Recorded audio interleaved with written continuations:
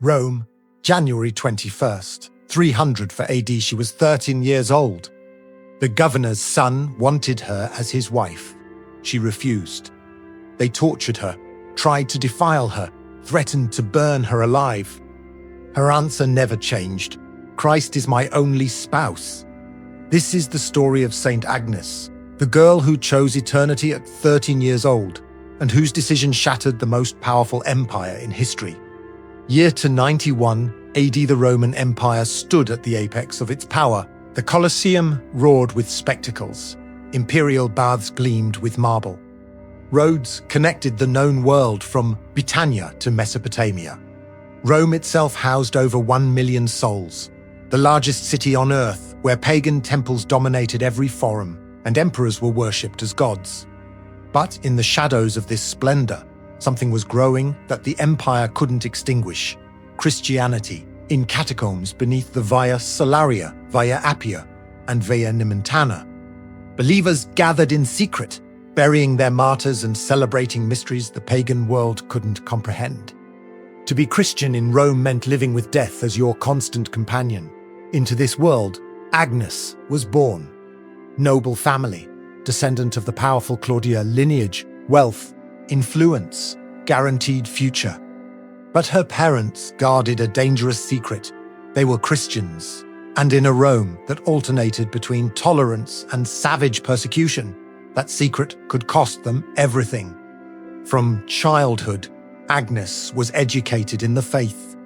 She heard about Christ crucified, about martyrs who chose death over denial, about a love so radical it transformed slaves into free men, cowards into heroes, death into victory.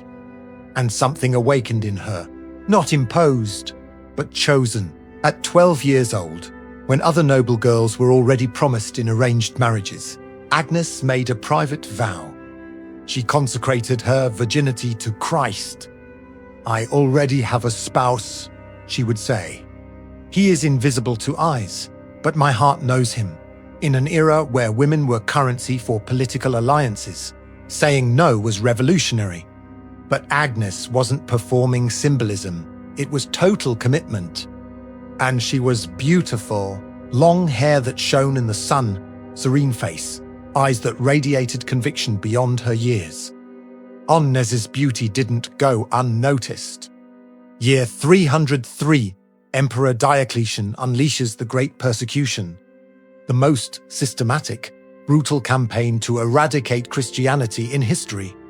The edict is clear: every citizen must sacrifice to the Roman gods. Who refuses, dies.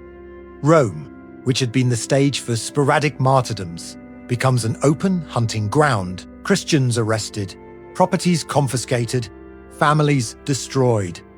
In this climate of terror, 13-year-old Agnes remains firm, consecrated to Christ, immovable. That's when the prefect's son saw her. Procop, young nobleman, son of Sempronius, the prefect of the most powerful city in the world. He saw Agnes and fell immediately captivated, not just by her beauty but by her dignity, the way she walked through streets with firmness, without fear. Procop formally requested her hand in marriage with all protocols.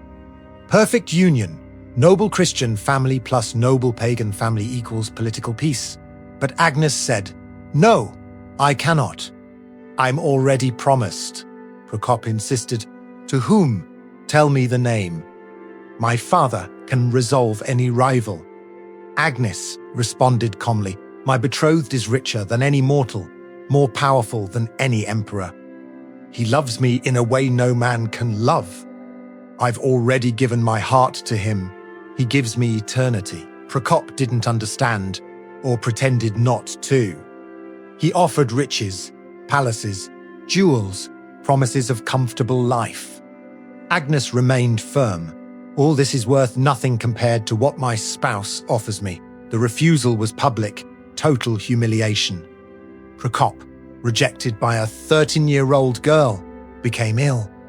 It wasn't love, it was wounded pride. When Sempronius, the prefect, discovered the reason for his son's illness, he became furious. He investigated, discovered the truth. Agnes was Christian, And now, with Diocletian's edict, that was a crime punishable by death. A humiliated father's rage met the empire's law. Sempronius ordered Agnes's arrest. She was brought to the tribunal, a 13-year-old girl before the prefect of Rome. The courtroom was designed to intimidate. Marble columns, imperial standards with golden eagles, armed lictors carrying fasces, the crowd packed in, imperial officials, curious citizens. Some Christians hidden among the masses who came to witness their sister's testimony. Sempronius tried diplomacy first. You're young, beautiful, from noble family. You have everything ahead of you. Sacrifice to the gods, marry my son, live. Agnes responded with firmness. I cannot betray my spouse. He chose me first. I belong to Christ. Her steadfastness irritated Sempronius. You're a child.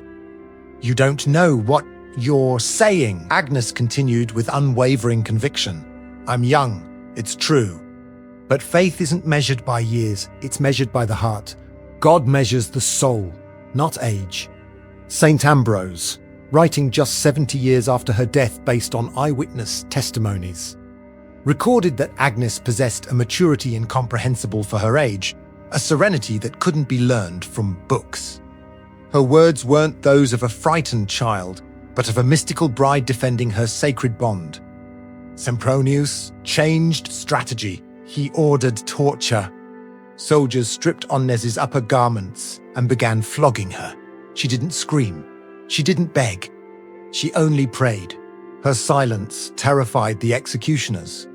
Seeing that physical pain didn't break the girl, Sempronius decided to use the cruelest weapon, humiliation. In ancient Rome, the worst punishment for a consecrated virgin wasn't death, it was dishonor. Sempronius ordered, take her to the brothel. Let her be publicly defiled. If she won't honor the gods, let her be dishonored as a prostitute. The Lupana, public brothel, was a place of total degradation. Agnes would be stripped and exposed to be violated by any man who wanted her. The sentence was clear. Destroy the purity she defended so fiercely. Agnes was dragged through the streets, stripped before the crowd. But then the first miracle occurred. Her hair began to grow, not gradually, but instantaneously. Long hair covering her entire body like a divine mantle. The nakedness meant to humiliate her was covered by providence. They took her to the brothel and threw her inside. But when men tried to enter, something happened. A celestial light filled the place, brilliance so intense it blinded those who looked. In the midst of the light, an angel stood before Agnes, sword drawn. No one could touch her. Men who tried to approach were struck down. Some were temporarily blinded. Others simply fled in terror. The brothel, a place of degradation, became a sanctuary. And Agnes, at the center, prayed. But Procop, the prefect's son, didn't accept it. He challenged the supernatural, entering the brothel with arrogance. I'll prove there's no God protecting this girl. He extended his hand to touch Agnes and fell dead on the floor. The crowd panicked. Sempronius, learning his son had died, was torn between rage, pain, and fear. The people began murmuring, "It's witchcraft." She killed the prefect's son. Others shouted in defense, "No, it's God's power. She's protected."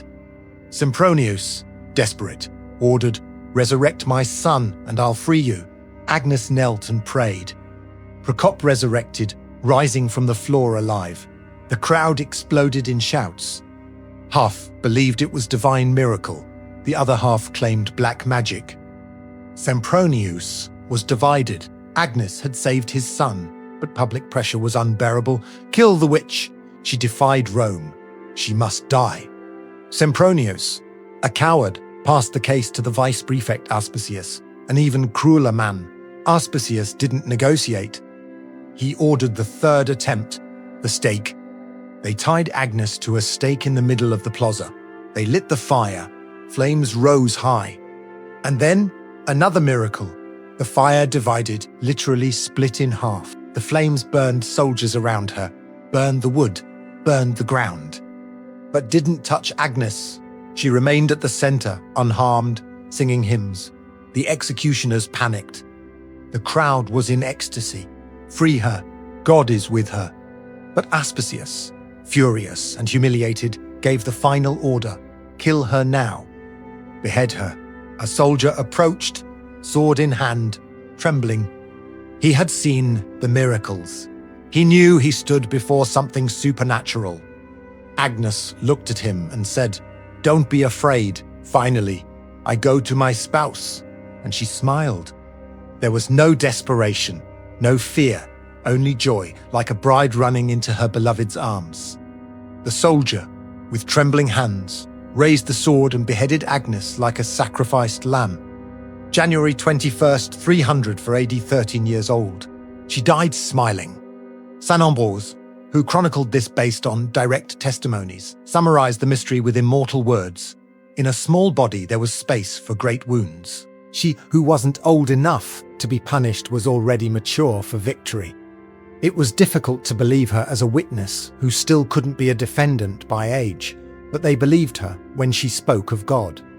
Though they wouldn't have believed her if she'd spoken of men, because what surpasses nature comes from the author of nature. 8 days after the martyrdom, Agnes's parents were at her tomb, hidden, weeping, and then Agnes appeared, not as a ghost, but in glory, dressed in light, holding a white lamb, surrounded by virgins and angels. She spoke to her parents, "Don't cry for me. I'm happy. I'm with my spouse. I've arrived where I always wanted to be." And she disappeared. Her parents stopped crying and lived the rest of their lives in peace. Saint Emerentiana honors it 2 days later. She found a crowd mocking Christians. Emerentiana, only 12 years old, confronted the mob. "You killed my sister because she loved God."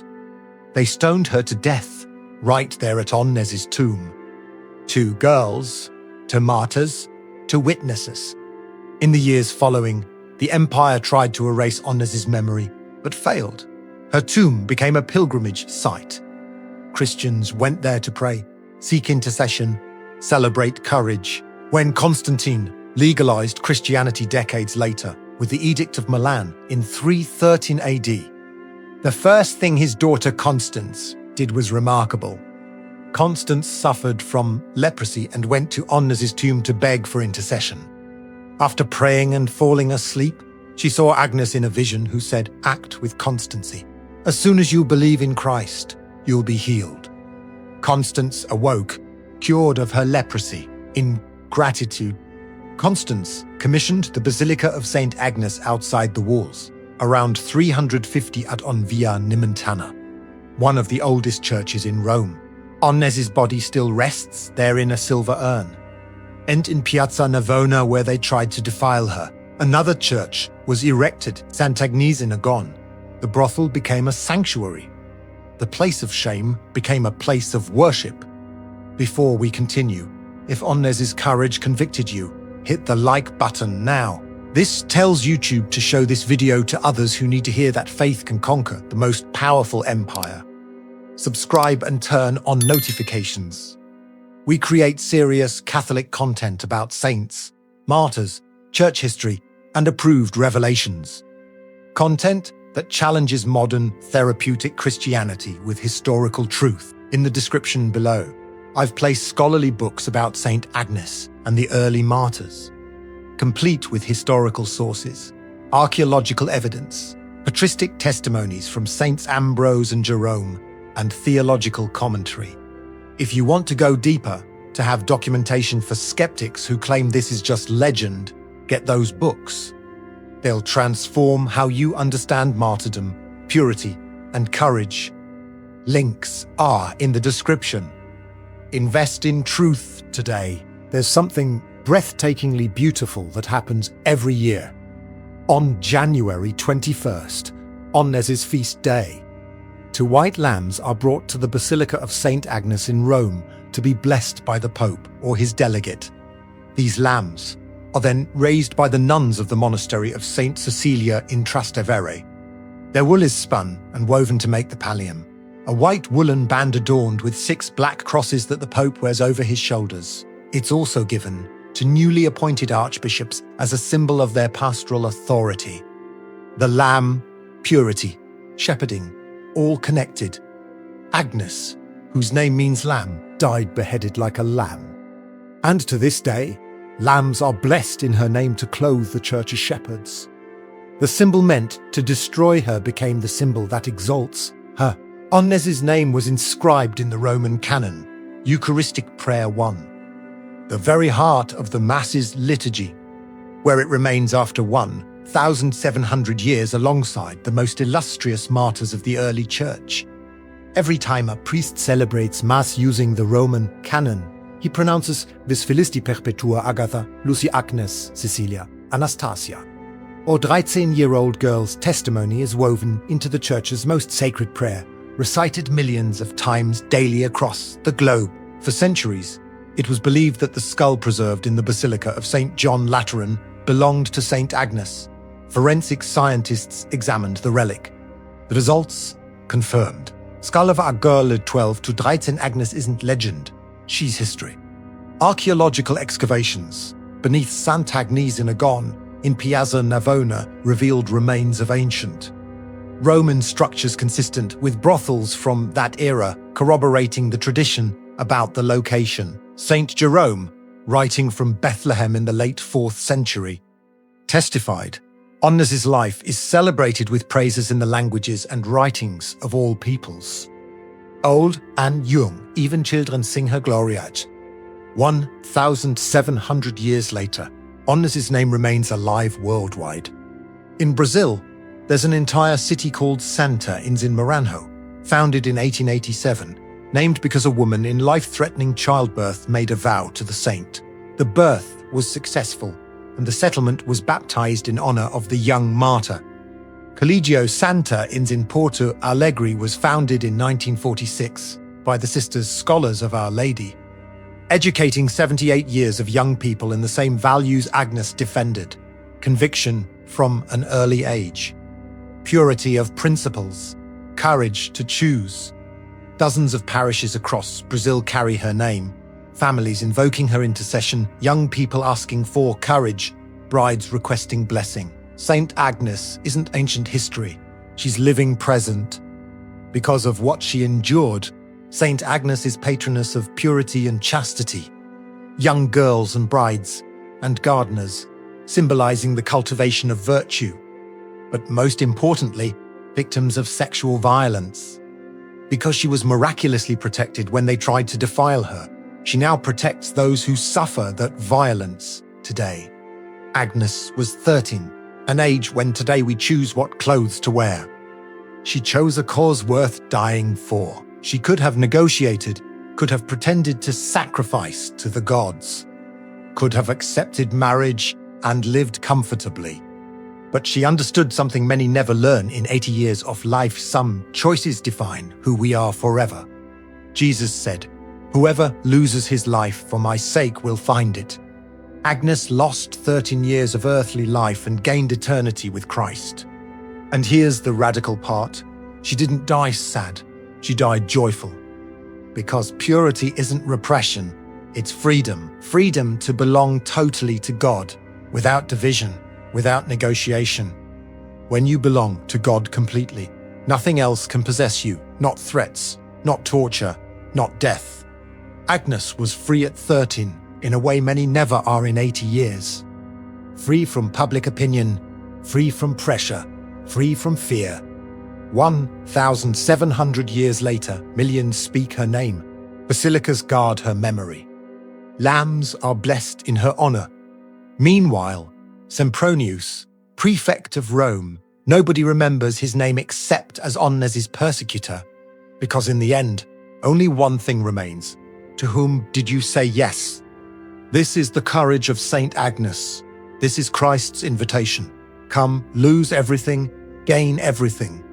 Agnes accepted it at 13. And you, what choice is God asking of you today? Leave in the comments what no you need to say to the world to say yes to Christ. Public commitment creates accountability. Then do these 3 things.